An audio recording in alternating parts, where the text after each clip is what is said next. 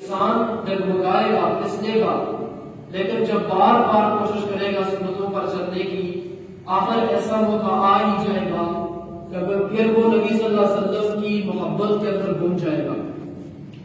اور نبی صلی اللہ علیہ وسلم ابھی اس کا دیکھنا سننا ہر جو ہے سنت کے مطابق ہو جائے گا۔ اور میں غور کر رہا تھا کہ اللہ رب العزت نے یہاں پر جو حسنہ کا لفظ لگایا، حسنہ کا مطلب ہے بہترین، اور اللہ رب العزت جمیلہ کا لقب بھی لگا سکتے تھے۔ لفظ جمیلہ کا مطلب ہے خوبصورت، اور اس کے علاوہ کاملہ کا بھی لفظ استعمال کر سکتے تھے، لیکن اسوہ کے ساتھ اللہ رب العزت نے حسنہ کا لفظ کیوں استعمال کیا؟ تو آخر مجھے مل ہی گیا کہ حسنہ کا مطلب جو ہے کئی مطالب ہیں حسنہ کی۔ ایک ان میں سے مطلب حسنہ کا یہ ہے کہ انسان کا وہ ایسی چیز جو انسان کی خوبصورتی بن جائے، اور وہ انسان کے چہرے کا تل ہے۔ انسان کے چہرے کا تل کے سوا اور ایسی کوئی چیز نہیں ہو سکتی جو انسان کی خوبصورتی بنے۔ تو جو آپ نے دیکھا ہوگا کئی لوگوں کے چہرے ہوتے ہیں اور ان کے اوپر ایک قسم کا تل ہوتا ہے جس سے ان کی خوبصورتی کے اندر چار چاند لگ جاتے ہیں۔ تو یہاں حسنہ کا مطلب یہ ہے کہ نبی صلی اللہ علیہ وسلم کی زندگی کو اگر سمیٹ کر ہم ایک تل بنا لیں، اور وہ تل جو ہے ہم اپنے ذات کے ساتھ سجا لیں، تو اس سے ہماری زندگی اور ہماری زندگی کی خوبصورتی دوبارہ ہو جائے گی۔ گویا اللہ رب العزت اس کے اندر یہ بتانا چاہ رہے ہیں کہ آپ نے نبی صلی اللہ علیہ وسلم کی زندگی کو اپنے چہرے کا تل بنانا ہے، اپنی زندگی کا تل بنانا ہے، تو تب جو ہے جا کر تمہیں کامیابی نصیب ہوگی۔ نبی صلی اللہ علیہ وسلم بچپن ہی سے جدا تھے، چنانچہ اللہ کے نبی صلی اللہ علیہ وسلم جب 12 سال کے تھے تو نبی صلی اللہ علیہ وسلم کو پتھر بھی سلام کیے کرتے تھے۔ اللہ کے نبی صلی اللہ علیہ وسلم کو درخت بھی سلام کیا کرتے تھے، اور کتابوں کے اندر ایک واقعہ لکھا ہے کہ جب نبی صلی اللہ علیہ وسلم شام کی طرف پہلے سفر میں تجارت کے سفر میں گئے، اور ابو طالب بھی نبی صلی اللہ علیہ وسلم کے ساتھ تھے، تو وہاں پر ایک جو ہے بحیرہ راہب نبی صلی اللہ علیہ وسلم کے انتظار میں وہاں بیٹھا ہوا تھا، کہ ان کی کتابوں میں یہ موجود تھا کہ آخری نبی جو ہے عظیم الشان نبی آئے گا اور پہلے ہجرت یہاں کرے گا۔ تو ابھی اس نے وہاں کٹیا ڈالی اور وہاں پر بیٹھ گیا نبی صلی اللہ علیہ وسلم کے انتظار میں۔ تو جب اللہ کے نبی صلی اللہ علیہ وسلم وہ ایک مرتبہ صبح اس کی یہی ترتیب تھی کہ روزانہ صبح وہ اپنی چھت پر کھڑا ہوتا اور دیکھتا تھا کہ کوئی قافلہ تو نہیں آیا،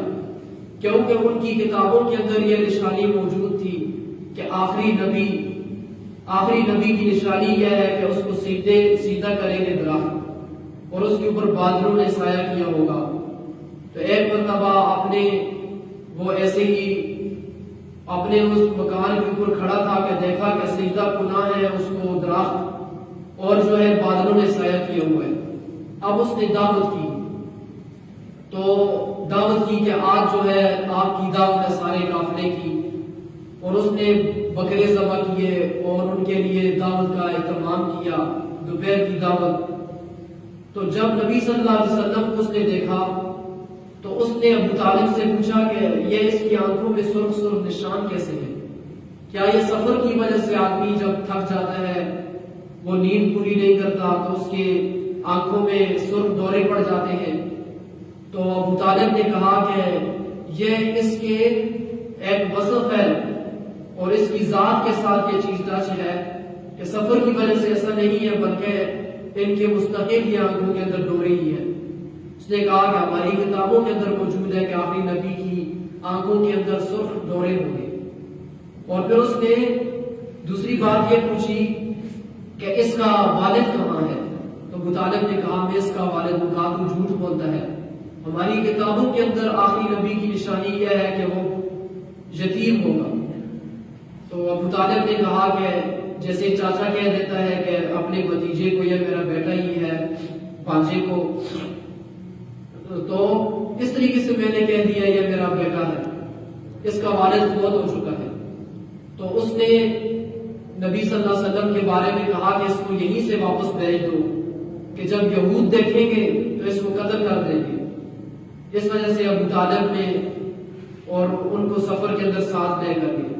چنانچہ بحیرہ رہا، مستورہ رہا، نبی صلی اللہ علیہ وسلم کے امتی بننے میں دعائیں کر رہے ہیں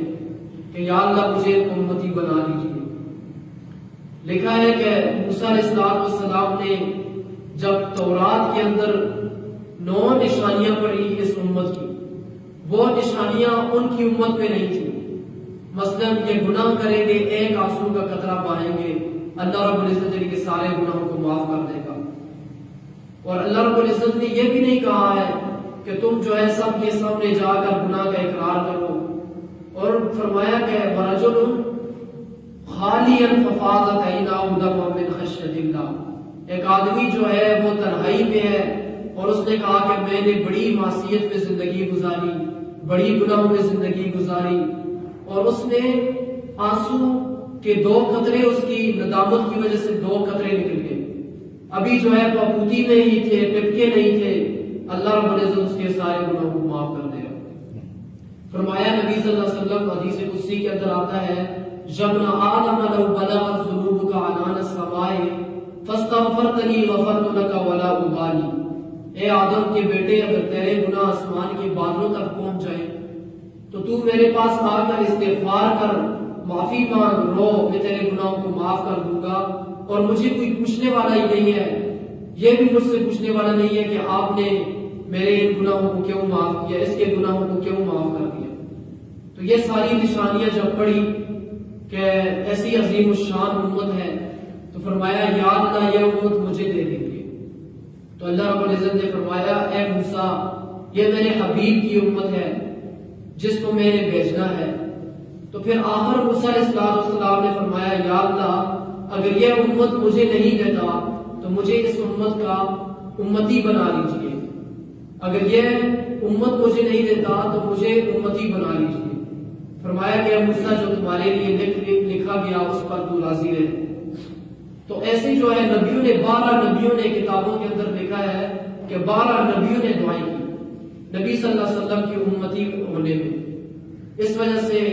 اس نبی سے ہم محبت کیوں نہ کریں جس سے اللہ رب العزت خود محبت کرتے ہیں۔ قرآن مجید کے اندر 2 صورتیں اللہ رب العزت نے نبی صلی اللہ علیہ وسلم کی محبت میں اتاری ہیں۔ جب کافروں نے کہا وہی آنا بند ہو گئی تو کافروں نے کہا کہ وَدَّعَهُ رَبُّهُ وَقَلَا،